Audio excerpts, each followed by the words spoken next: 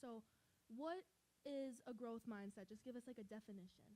Yeah, I think there's a lot to it. If you talk a lot about mindset in general, right, it's just how you think in general.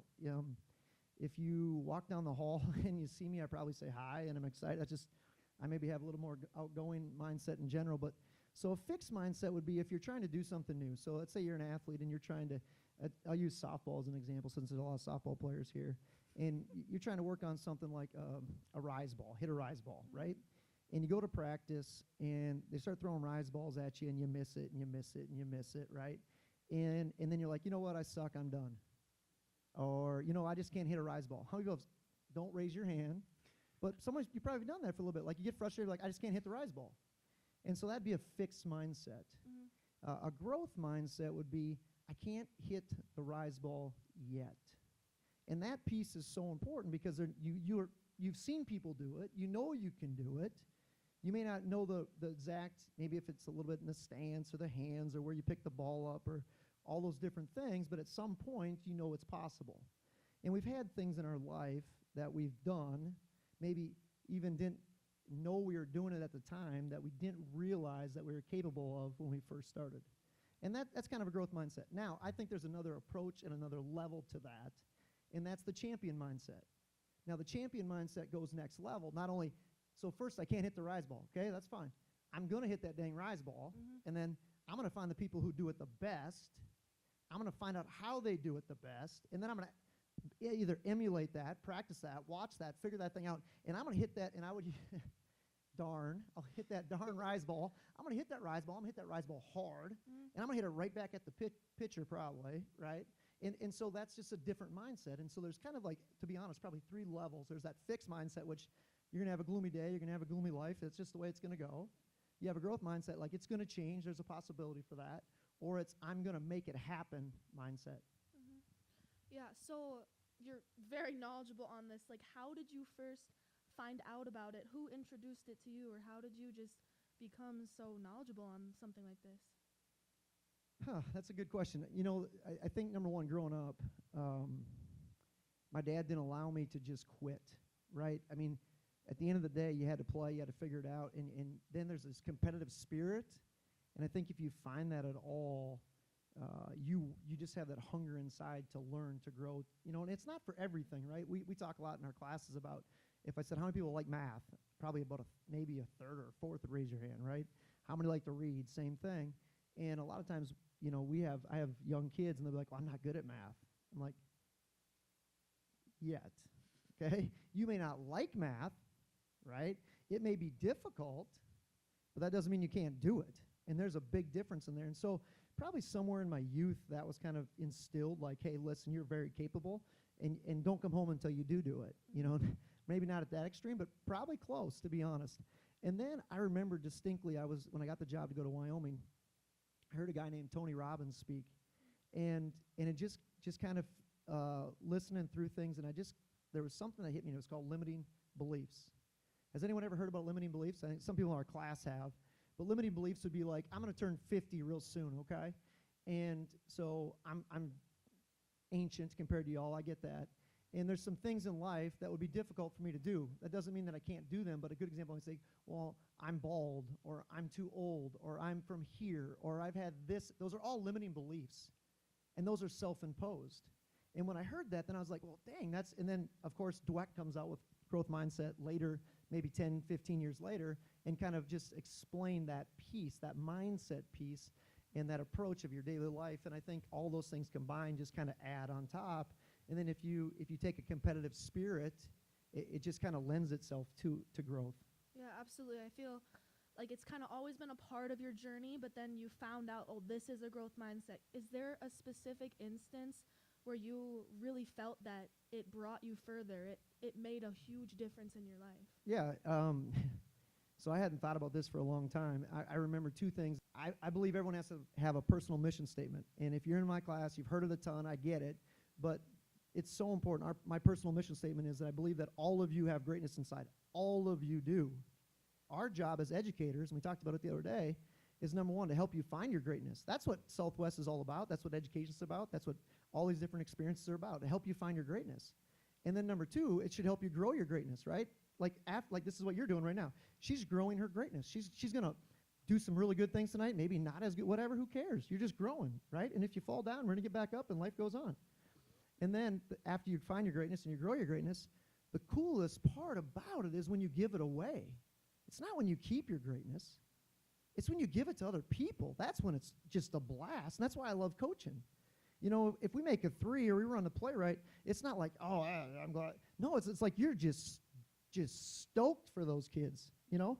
Or if you go to softball, baseball, soccer, wrestling, football, whatever, and I know that they think I'm crazy, but I'm like, I'm cheering for you. Like, look at me, he ain't cheering. I am. We are. All of us are. All the educators here are cheering for you. That's why we're here. And so that's the piece that kind of gets it, right? So we go back, number 1, to the goals, right? So I wrote it down. I believed it. I spit it out into the real universe, and it happened. Now, you have to do some things, right? You have to work. You can't just spit something, I'm going to be a millionaire, and tomorrow you ain't going to be a millionaire. That's not how it works. The second one was, I remember my freshman year of college. I was a first-generation college student. My parents are awesome, very supportive. And I wrote down all these different goals, and just short-term, long-term. And about a year and a half ago, my son found them in a box. And I hadn't seen them for, that's a while. We'll use that term. And I had accomplished over 75% of them. And I hadn't looked at that thing in 20 years. So I think what that is there's a piece of you believing in yourself, right? And you're not always going to succeed knowing that. That's okay. You don't need, actually, you should fail some, because if you don't fail something, guess what? You're not stretching. Like, good example, we got baseball guys here. If we go out and throw someone that's throwing 60, they're going to just go pop, pop, pop, pop, pop, pop. Cool. Great. Good job, guys. Let's go get Roger Clemens, or let's go get someone that, now, okay, who would be, I don't know, whoever. We'll go, I'm trying to think who's someone that would be okay right now. Cole's kind of getting old, right? We're trying to think. But, throw someone throwing 95 with a tight slider a little bit, and then let's see if you can hit. And if you hit something, now you feel good, right? Now you feel accomplished. And that's kind of what you have to do. You have to fail some so you can grow. I feel like what you had just said, you said, I accomplished 75%. And I feel like a lot of times right now, we tend to focus on the 25 we didn't get. And there are always, like you said, there are failures, relationships, school, obviously a lot of athletes in here. Is there a time when the growth mindset got you out of a tough situation or helped you through a shortcoming? Yeah. I may not be the smartest person in the world because I've always taken tough jobs. And so every job that we've taken, like the first year here, we won 3 games. And if I thought that was infinite, can you think about that? If I we're only going to win 3 games here because that's all we ever win. It was the first year, right? And so if you don't have the growth mindset, there's no sun at the end of the, you know what I'm saying? Mm-hmm. Like, and so I think that's the important thing. Like sometimes, like today is kind of a gloomy day, right? A little rainy, kind of cold, right? And well, guess what? You have 2 options, right? You can hate it or you can embrace it. So let's go running it. Let's go for a run. See how tough we are right now, right? And so I think the growth mindset allows you to evaluate where you are, which is totally important, and then find out what the future could bring, the possibilities in a positive way. Now, if you put a time frame on it, that's when you could be in trouble sometimes, right? Because not always a time frame. And I think that's the hardest thing if you take coaching to athletes, et cetera, because you have 4 years. You want to be here, here, or here in those times. But if you don't have that approach, it is hard, right? It is hard. Because there's going to be times where, you're going to live paycheck to paycheck, or you're going to be, competing for a job and you're not going to get it. When I applied for my graduate assistant position, back then, there's a thing called mail. You actually had to mail. Yeah, I know it's a little bit different, but and I applied to 167 or 165 jobs in college athletics, and I got 0. And the only job I got was because 2 coaches knew someone, and the job opened up late. So think about that. The story goes, I think KFC, I heard he had the recipe. I think he went to same thing, 100 and some restaurants that didn't pick him up. Can you imagine the 100 restaurants that said no, how they feel right now? You know what I'm saying? So the other thing I want to explain to everyone before I leave here, I know there's a lot of things to talk about, but you only need one person to believe in yourself, besides you. You only need one. You only need one coach to like your game, right? You only need, no offense, I'm blessed that, thank the Lord, Gina likes me. I only needed one, right? But sometimes you feel like you need the whole room to love you. No offense, the whole room isn't always going to love you. And that's okay. Like if you're going to write a book, you only need one publishing company to want to publish your book. You don't need 15. You need one, but you don't need 15. And sometimes I think we think that way too. Yeah, I feel like I heard a quote the other day. It's kind of like what you're kind of the vibes I'm getting, like what you're not changing, you're choosing. 100%. Yes. Yeah. In coaching, it's good too, because like what you tolerate it, you're right. If you don't change it, you're accepting it, right? Mm-hmm. If we are supposed to start behind the line and we don't start behind the line and I let it happen, and then now we're in a different play and we don't do it exactly how we want to, it's my fault. And so no doubt, if you're not changing, you're going to get what you get. Yeah, absolutely. I feel like a lot of us are younger here, college. What is the biggest way that we can start doing this today, or like just any steps that we can take? Yeah, there's a couple things. Number one, we talk a lot about the next best action, so MBA. Okay, so just like there's always the next best action, right? Whatever it is. So we talk academics is like, if you're not doing really well right away, okay, so half the semester's over, or more than half the semester's over, right? All you can do now is study really well for the next test, right? All you can really do is do the next thing. That's one. The other thing I think is to understand if you have a bad day, or if you say you had 6 really good days and you had a bad day, guess what? You get to start again. Tomorrow's a new day, right? So let's go again. No big deal. I think those are 2 things that are really important. The other one is put yourself in right situations. Put yourself around winners, you know? And what I mean by that is people that want you to win, that want you to be successful. I don't know if any of you have ever been on a team before where you look around and you know that someone don't really want you to be successful, right? And vice versa, when you're on a team, when you know your teammates want you to be really good, that's a fun environment. And it's the same thing with professors. Like, these professors care. So heck, hang around them. Ask them questions. And that's the other thing is ask the right questions. So you're all blessed with a really bright mind. And what I mean by that is it's cool. Like, whatever you ask it, you'll get, right? So if you go like, why can't I hit the rise ball? Man, I must suck, right? It's going to tell you all the reasons why you can't hit the rise ball and why you suck. That's the truth. It'll tell you really quickly, which is great, huh? But vice versa, if you just say, you know, what would be the best approach at this at-bat in this moment? What would be the best approach?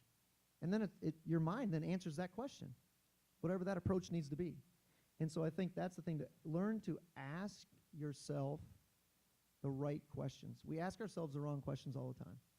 And it's so easy because we get trained that way. And I think that's the one hard part about when you're younger, you're not afraid of failure, right? And as you get older, it just eventually happens through either getting cut in sports or maybe getting turned down by asking someone that you think is cool. They say, no, you're not as cool, those kind of things. So you eventually are afraid to fail sometimes. When actually I think we should be afraid not to fail. Because if you don't try, how do you know how good you can be, right? Yeah. I feel like I want to learn more about how you go about goal setting. Definitely the growth mindset is about hitting your goals, trying to always look forward. Like, how would you recommend goal setting and just finding the right goals to keep us going? Let's go process oriented first. So I think, like, I'm just going to take our team, and I know it's kind of an easy way, but you know, everybody sets out to do what? Win the conference, right? Every team should. That should be your goal. Why not, right? That seems like a very basic goal. But the real goal should be, okay, let's be the best we can be today, and then let's stack days on top of each other and see where it takes us. So that is more of a process. So then you have to evaluate, what does that mean? Like, what are things that say it's a good day? What makes it your best day? So you're a thrower, right? So a good example would be, okay, when's your first meet? Right after Thanksgiving that week. Ooh, we got a little bit of time yet. Okay, good. So maybe the approach is like, okay, tomorrow what I'm going to do is make sure when I enter the door of the gym, right, the RA, you're probably going to throw in the RA, I'm assuming right now you're not going outside? Okay. How can I mentally approach it like an Olympian? What would the Olympian do from here on out? So we talk to our athletes all the time. I always say, when you get off the bus, you act like a champion, you talk like a champion, you think like a champion, and you'll be a champion. Now, that doesn't mean the score matters. And that's the thing. We only worry about the score. That's not like, that's not, all you can do is do what? Give your best. And if you give your best all the time. So we approach it that way. So there's a lot of different ways in goal setting. So one would be, have some big goals. I think big goals are great. I think they're awesome. I mean, I'm not afraid to say it. I came here because I want to win a national championship.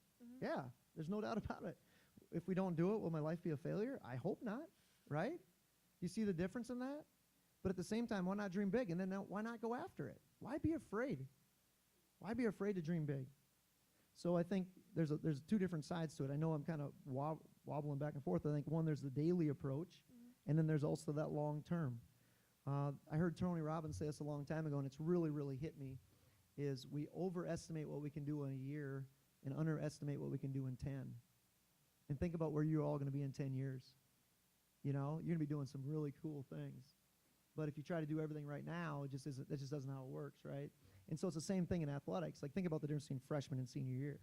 You know, so the approach is going to be different. The thoughts, so you just have to make sure you keep asking yourself questions. And then whatever you keep track of is usually kind of the things that you'll notice, right? So maybe I want to say, like, you have to throw 100 throws in practice. You might say, hey, today I want to make sure I'm locked in mentally for 95 of those throws. Like, I got to lock in, you know, and then that'll help you approach it a little differently. How has the growth mindset changed over, like, you've gone through phases of life, college, different coaching. How has it changed versus when you were married or different things like that, and what have you tried to keep the same? I think, number one, it evolves in the fact that when this is what I think hurts first, is I think sometimes people don't see the potential in themselves. And I think that's frustrating.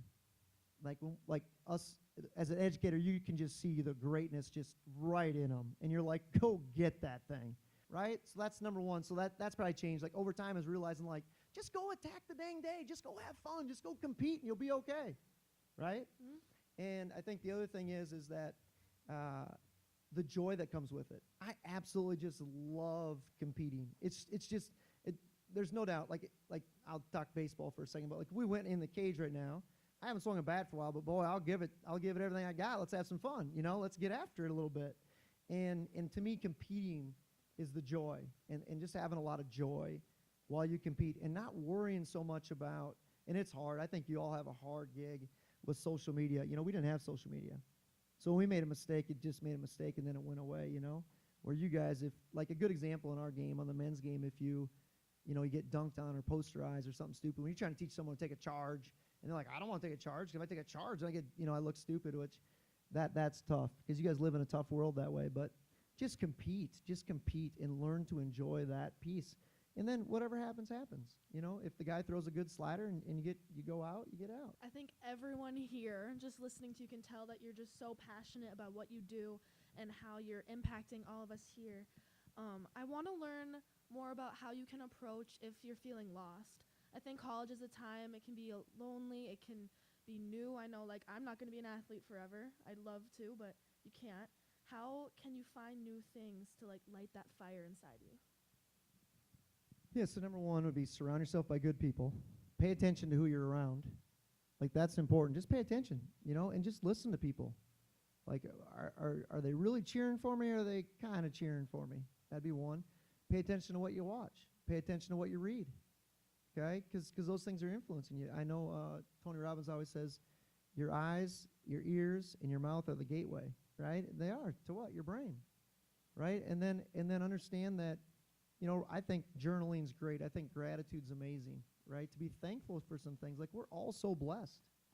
You know, we get to get up here and compete, or we get to talk, hang out, learn. Those things are important. So sometimes when you're struggling, number one, we get into this in class, and everyone thinks I'm crazy, but change your physiology. Do hard things. Like, do something really hard. That's how you become great. You get up in the morning, you run for a while until it hurts, and then you keep going. That's what you do. And then guess what? When you're done running, you feel pretty good. Then you go take a shower and you get ready for the rest of the day, and no one else has done anything yet. You've already won the day. That's how a good day starts.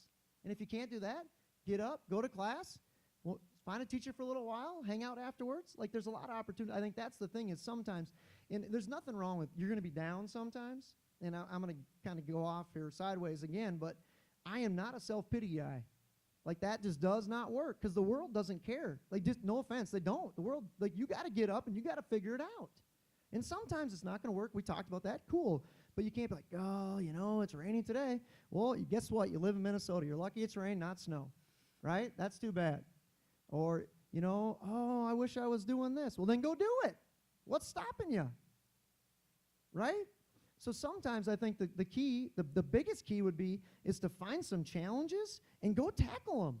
Go do hard stuff. I always say, how many people have ran before where they've ran so hard that they lost their breath?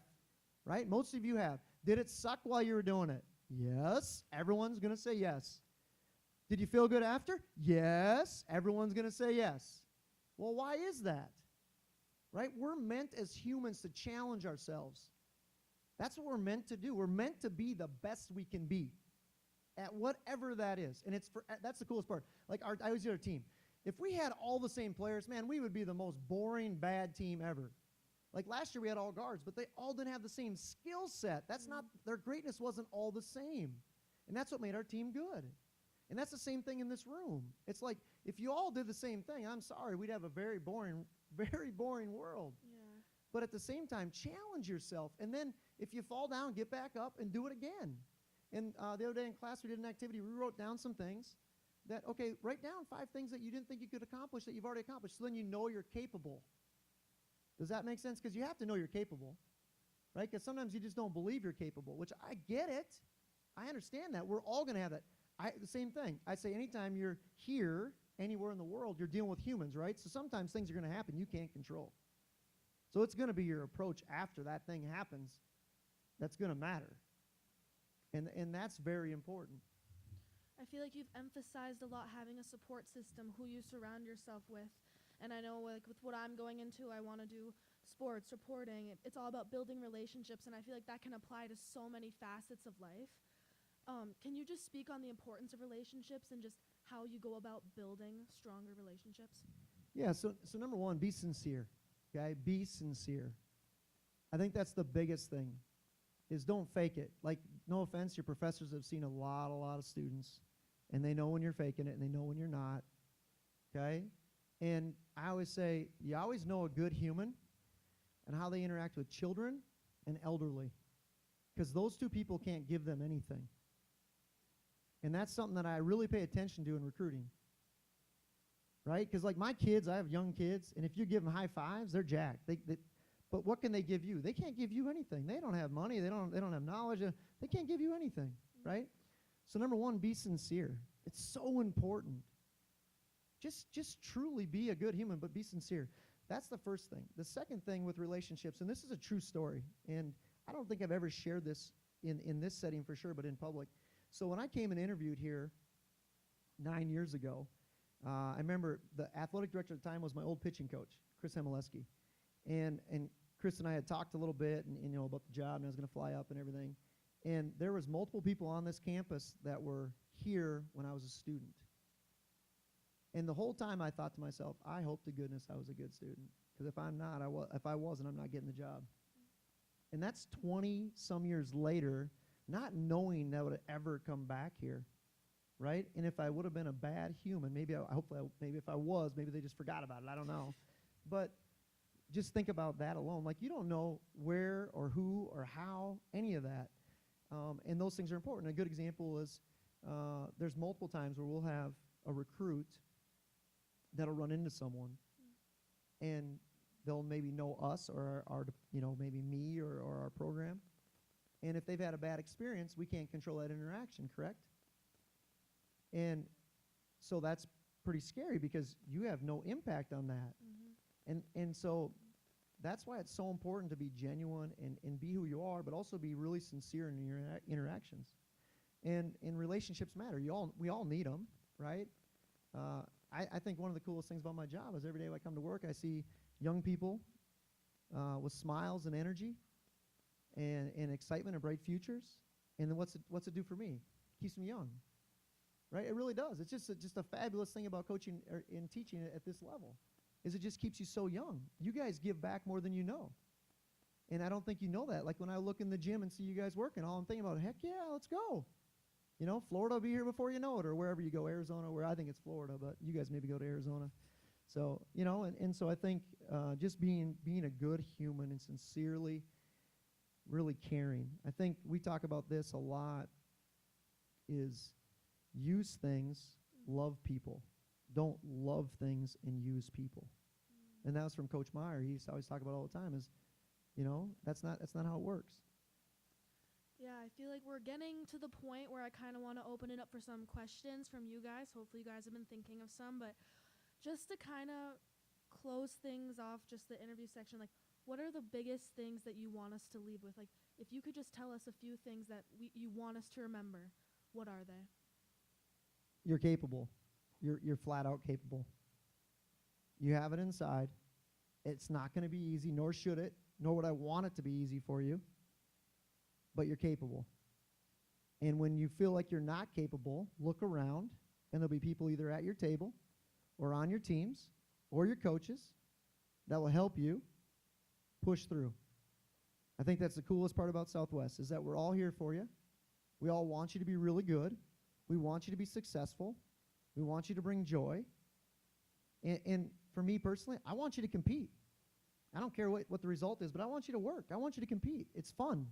Because when you learn how to do that, it makes it fun. It just is I don't know. I enjoy it. I think that's an important thing. So you're very capable.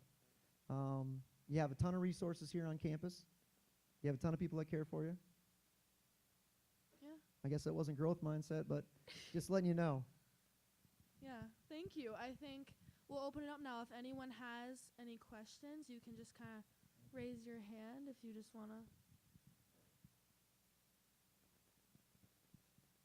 Over there.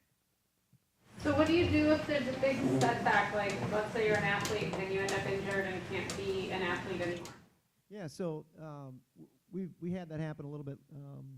We had a young lady a couple years ago that had that happen where she had an injury and couldn't play. Was part of our team. So I think there's a couple things. Number one, the cool part about this era in life is that there's a lot of resources that you can reach out to and learn from, right? So like there's a book called The Champion's Mind, and it talks a lot about rehab and how champions think, et cetera. Number two is sometimes you have to dabble in the things that you maybe didn't dabble in before to find out where that next passion is, right? Go to maybe a concert. I love music. I'm a terrible singer. I love music. I love it. I absolutely love music, but I'm awful. And I love plays and those kind of things. I couldn't be in that either, but that's not the point. But I think sometimes when you have a setback in one thing, you always hear the way one door closes, another door opens. But I think you have to take that approach in the fact that, okay, maybe this isn't my space right now to be successful here, but I know that I can be successful. Just what would that be? And then kind of dabble. Like I probably shouldn't say this, but I came here as an accounting major, and I like math a lot. I'm very analytical, et cetera. And I just was absolutely just bored. I just didn't like it, and I don't think I'd be a very good accountant. And so I went in education. But if I thought that was the only thing I was going to do is just be an accountant, and that's how I was supposed to do, then I wouldn't be here today, right? And so sometimes you just have to go. And the other thing is pay attention to what gives you joy, right? You all know what gives you joy and what makes you happy. So pay attention to those things. And then how can I use that for good? It's a good question. Hard answer, good question. Any students want to ask questions?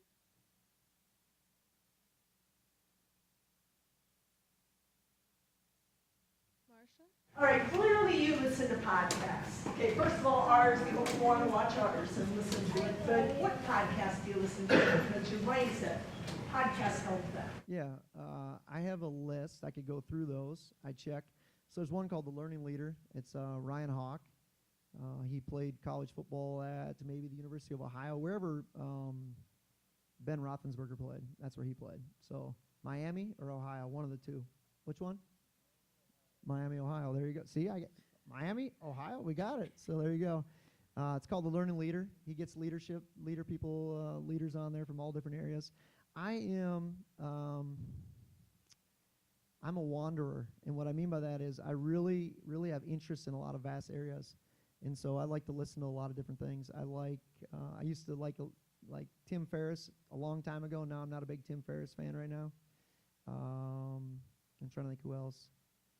Like Ed Milet's fine. He has some things. The problem that I have with some of that is the one thing I want you to understand too is a lot of this is just collected knowledge, right?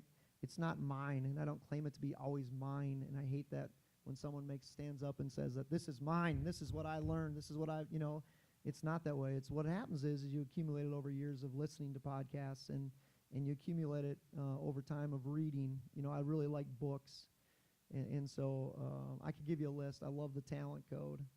You know, Daniel Coyle's book's very good. I like Legacy by James Kerr. So there's all kinds of, and I have actually, if you want, I can send you, I have a list of all the books that I think are important for beginning leaders, and then I have podcasts also. You know, someone that's really good is Jocko, right? You know, Jocko believes that you should take extreme ownership, right? For everything you do, you should take extreme ownership. And if you take extreme ownership, it makes it easy. The one thing I think is pretty important that we talk about a lot, I guess it leads into that too, is I think you should be relentlessly optimistic. You should be relentlessly optimistic, right? Think about how bright a future it is if you're relentlessly optimistic. It kind of goes back to your setbacks, and it kind of goes back to your question, right? If you're relentless, that means every day, all the time, I'm optimistic, even though it's not easy right now, right? It's not fun right now. It's not simple right now. It's not going my way right now, right? If I'm relentlessly optimistic, eventually I'm going to wear you out and I'm going to win. And that's what matters, right? And I think that's the important thing to understand with that. So that's kind of maybe a little bit of the take. Anything else? Like you just said, kind of like when you're like setting goals, how do you like keep yourself driven? Like, do you have any like, kind of, did you hear what I said? Yeah, I did. Yeah. She said, when you're setting goals, how do you keep yourself driven? Oh, I think a little bit of it is innate, a little bit. And what I mean by that is sometimes you just kind of, like today I was swimming, and it really was not fun. It was a grind, and I'm a splasher. I'm like, I am fighting through this water, right? But I'm like, I got to get it done. And so instead of just doing it, I was like, you know what I'm going to do? I'm going to go as fast as I can until I can't breathe anymore. I'm going to finish this thing. And I think when I got done then, guess what? How'd I feel? Amazing. Like trying to breathe, right? And then you're like, I feel really good now. And I think so I think what I would do is if you're struggling with the goals or maintaining the goals is back them up to an Atomic Habit. That's a great book. And make it the smallest goal ever. So let's say a good example. Let's say like I'm going to go to the gym, right? And I'm gonna do all these things, and then you kind of go for a couple days, and then maybe you're sore, or you're tired, or it's dark out, right? And you're like, I don't want to go to the gym right now. So instead, just go tomorrow. What we're gonna do is all I'm gonna do is walk in the gym, and I think I've heard him say this before, and then walk back out, and then you've accomplished your goal. Well, when you get there, you're probably not gonna walk back out, right? And so make the smallest little goals to lead you to that big goal.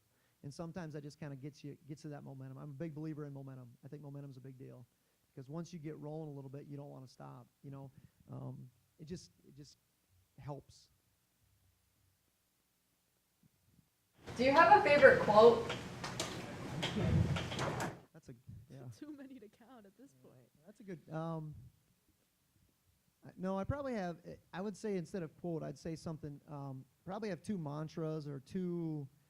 Our basketball team, we use one is RTTR, so it's run to the roar. And what I think about that a lot is kind of like the analogy that I probably make, that it's not great, but like never be afraid of a fight, right? And what I mean by that, not a fight, but like a really big challenge, okay? And so how I say that is like you take a fireman or a fire, woman, either way, and they see a burning house, right? They don't just run right into the burning house. They evaluate it before, but they're also not afraid of the burning house. Does that make sense? As long as there's certain things they need to do. And I think that's kind of how I approach that run to the roar. I just love big challenges. I just think it's fun, right? And it's so easy for people to just rip it quickly, right? The people that don't want to do it, it's like, no, this is going to be a heck of a challenge, and if we accomplish this thing, boy, it'll be fun. And then you go to the next one. All it does is gives you more fuel for the next one. So that would be one, run to the roar. The other one would probably be ATD. I love to attack the day. I just think for us and what we do, it just fits. I'll have to think. I'll make sure I have the quote. I don't know if I have one. I got to get better at that, I guess. Anything else? All right. Well, I learned a lot. This is all being recorded too, so you guys can always look back on this. I'm really happy that you were able to come, Coach Webb, and thank you.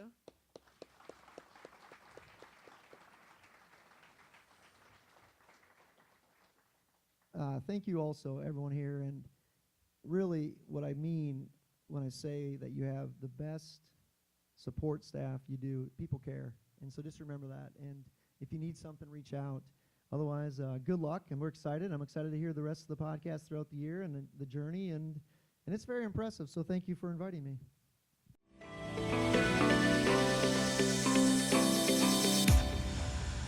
If you fail, you just try something new and pivot and recreate that idea in a different way. You know, it's definitely when you own your own business, there's really no rules. Just don't get discouraged if something doesn't go your way, or like the dreams you have in mind, how you think it's going to go, it's probably not going to go perfectly. So when it doesn't, just don't get too discouraged.